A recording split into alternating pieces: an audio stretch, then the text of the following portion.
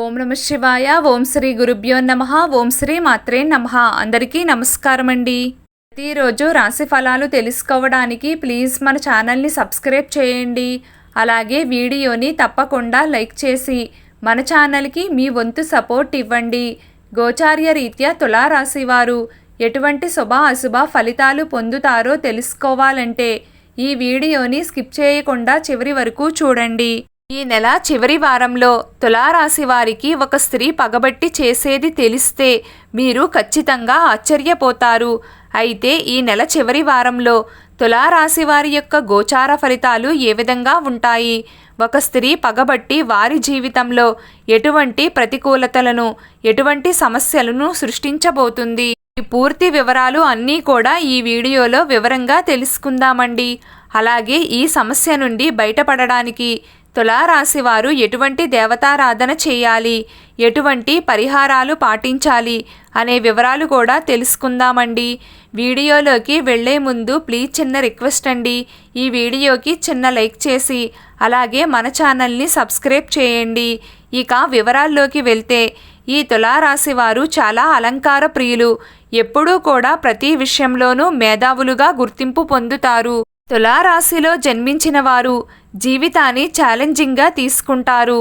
తమ జీవితంలో ఎదురైన అపజయాలను చూసి కృంగిపోకుండా అత్యంత ఉపాయంతో లక్ష్య సాధన దిశగా అడుగులు వేసి విజయం సాధిస్తారు.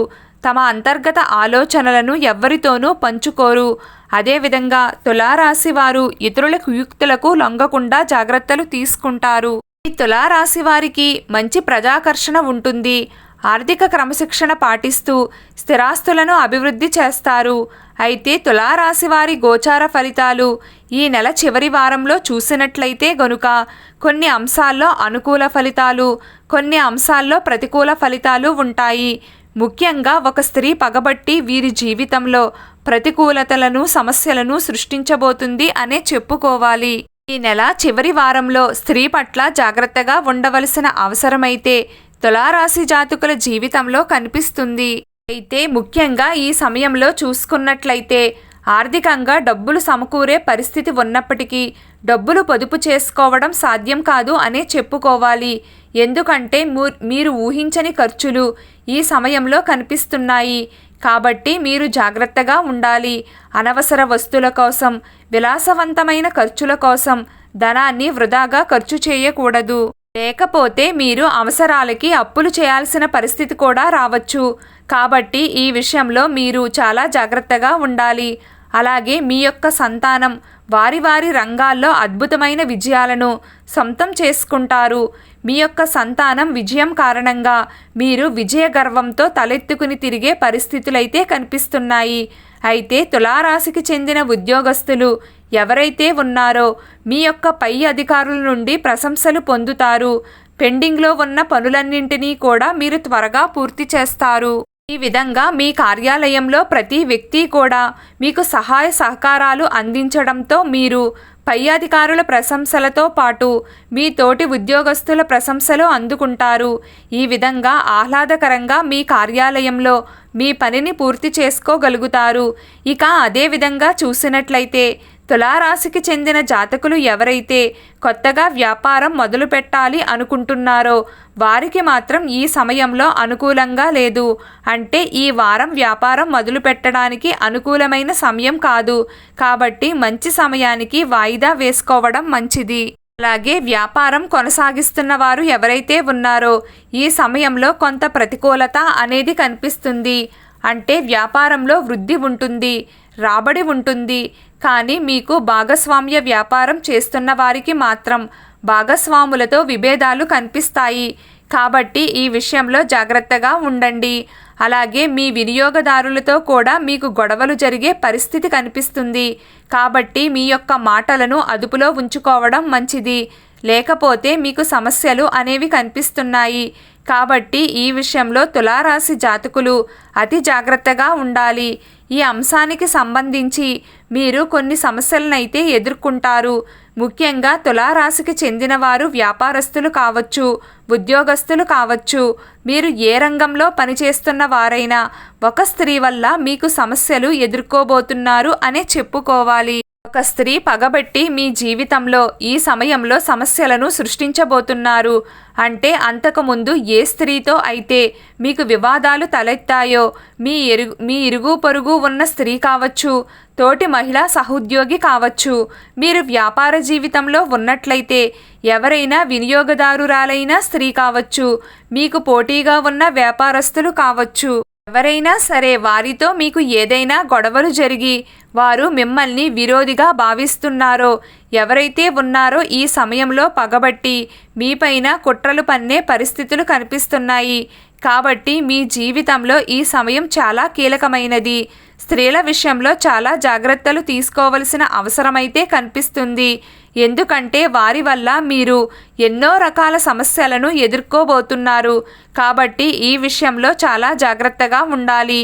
తులారాశికి చెందిన పురుషులు పరాయి స్త్రీల వల్ల నిందలు, ఆరోపణలు ఎదుర్కోవలసి రావచ్చు.